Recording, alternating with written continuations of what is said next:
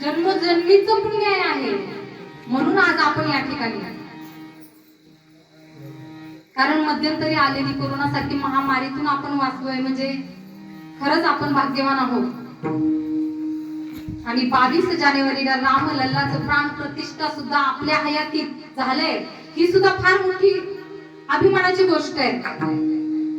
कारण पहा आताची या पिढीला मागचंही कळतंय, पुढचं बी झालंय ते बी कळतंय, पण आता आपल्या नंतरच्या आता बघा आताच्या मुलांना जे आपल्याला माहिती होतं, जे आपल्याला कळत होतं ते त्यांना काहीच कळणार नाही, काही सुद्धा कळणार नाही.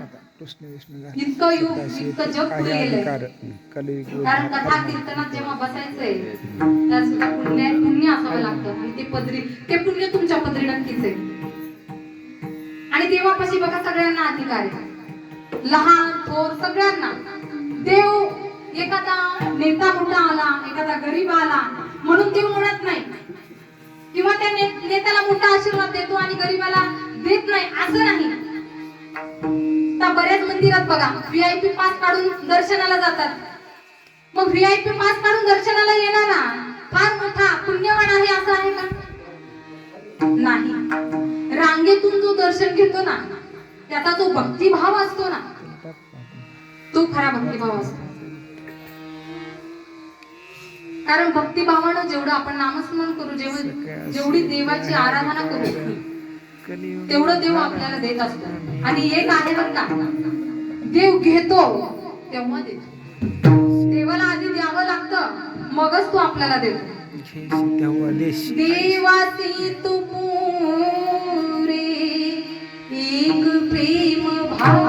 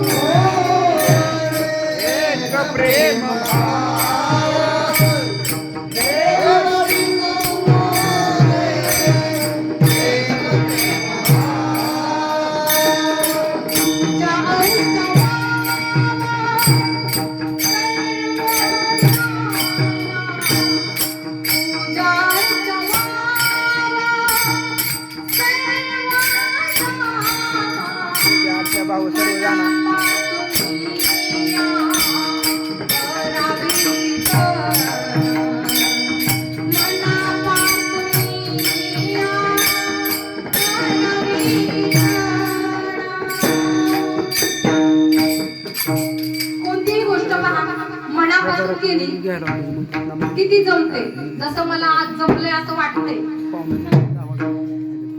म्हणजे कोणतीही गोष्ट मनापासून केली की त्याची फलश्रुती नक्की आहे. आणि देवही खूप उदार आहे, देणारा आहे. आणि इथं लहान थोर सगळ्यांना तो अधिकार आहे. सकळांची येथे आहे अधिकार, कलियुगी उद्धार हरीच्या नाम. म्हणजे या कलियुगामध्ये उद्धार कशाने? हरीच्या नामाने. म्हणजे किती सोपं साधन आपल्याला सांगितलंय बघा. आणि हे सोपं साधन आपण स्वीकारायचंय, ते करायचंय, मनापासून करायचंय. मनापासून केलं की त्याचे फल मिळतच. म्हणून तुकाराम महाराज आणि नामस्मरण केलं की देवाच्या जवळ जागा मिळतेच मिळते, देवाला द्यावीच लागते. कारण बघा देव सुद्धा भक्तांचा ऐकतो, नाही असं नाही.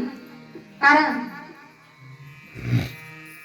देव ह्या संतांचा भक्तांचा भुकेला आहे.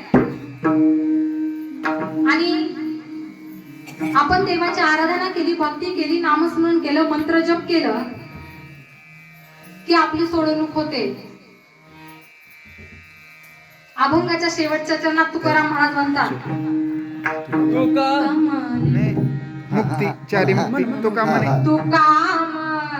नामा पासी चारी